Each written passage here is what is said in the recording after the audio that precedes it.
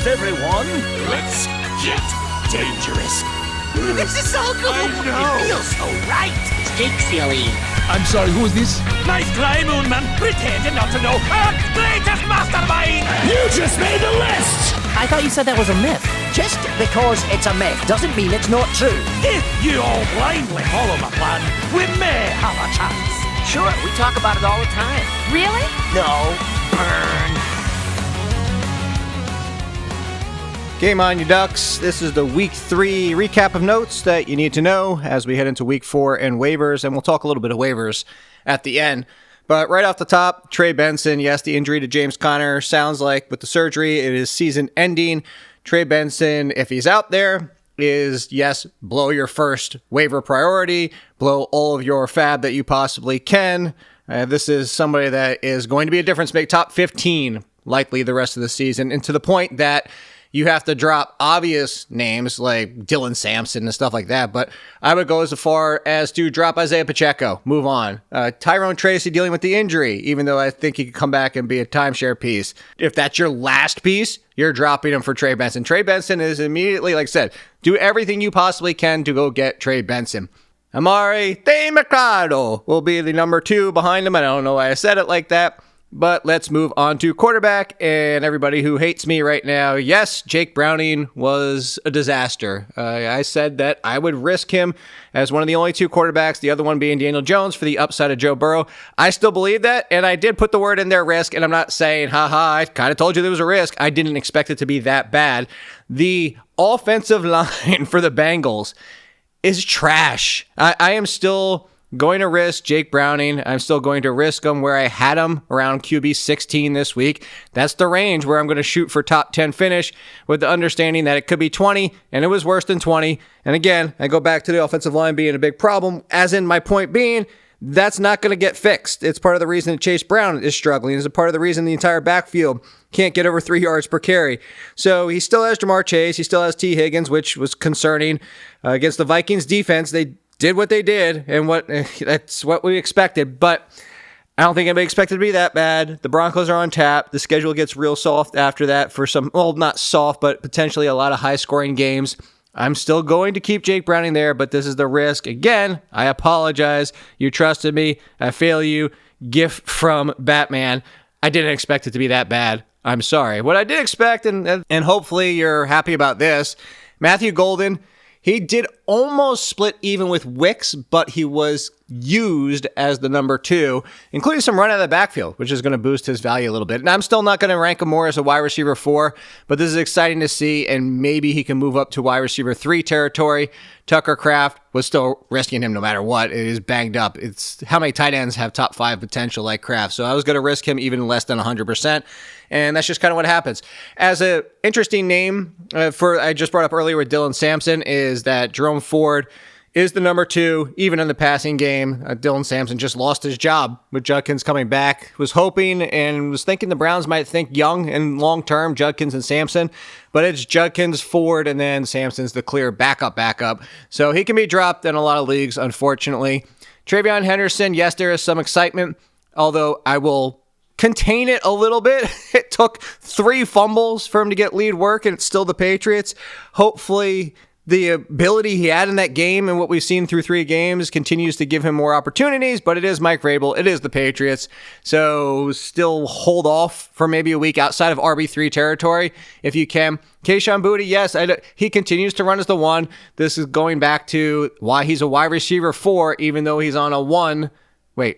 He's a wide receiver 4, even though he is a 1 for the Patriots. This is what happens for an offense like this. And honestly, Boutte, I would drop Boutte for Benson, no question about it. I would drop Boutte for Golden if he's out there. I would drop Boutte for a couple names in waivers that I'll put out there. He will still be in waivers himself, that being Boutte.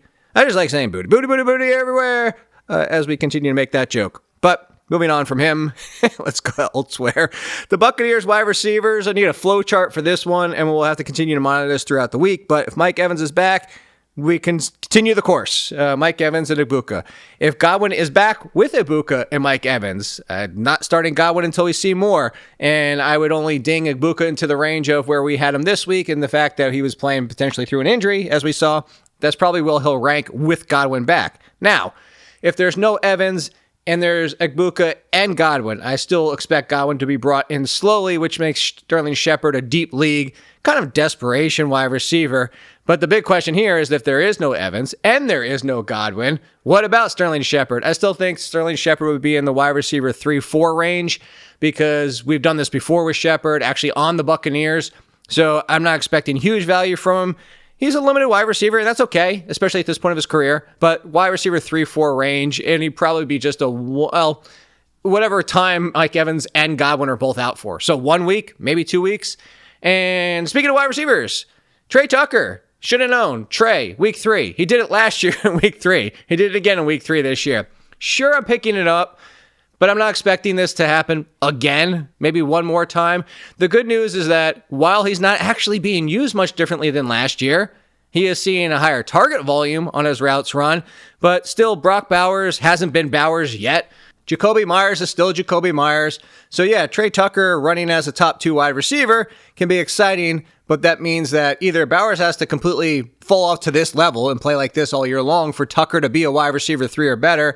So I like the matchup this week. I think he'll be in the wide receiver 4 range. It's the boomer bust. It's the upside we've seen before. I would not go crazy. I would try to get him if you could, especially if you need wide receiver help with all these injuries. But that being said, we've done it before. I said it before. Luther Burden in this same bucket, but for a different degree. Even fewer snaps. Still only out there 30% of the time. I continually reference the Tyler Boyd season and Jamar Chase's rookie year in the second season of T. Higgins, where Tyler Boyd was one of the best examples, if not the best example, for the last 20 years we have of a wide receiver. The Rams. We're in the Rams. So yeah, it was 20 years because I was about to think about the Rams with the greatest show on turf. But in the past 20 years where the number 3 had really good numbers and was still only a wide receiver 4. Also, by the way, you might not know this, trivia question for you that you might win over some people. Tyler Boyd, on the field more routes, more snaps than T. Higgins in that year. So there you go. Who would have expected that? And yet he was wide receiver 4 because T. Higgins is T. Higgins. So all that being said, Luther Burden, yeah, stash him, especially if something happens to DJ Moore, especially please don't happen to Odunze. Loveland was out of this game for a good portion of it too, which led to more 4 wide receiver sets. So maybe a pick up and trade high situation just because, hey, Odunze just did this last year. JSN did it the year before. The 3rd wide receiver, hard to have value. Terry McLaurin might miss this week. Looks like Luke McCaffrey was the next one up. Though Luke McCaffrey could be a 1-week fill-in and still no more than a wide receiver 4. This is also a pivot in-game with Noah Brown also missing. So could Luke McCaffrey actually be the 3rd option? And they make a little rotation switch at wide receiver, sure. But if you're deep league again, deep, talking probably 12 plus with big benches or 14 plus, but potentially no CeeDee Lamb and all the rest.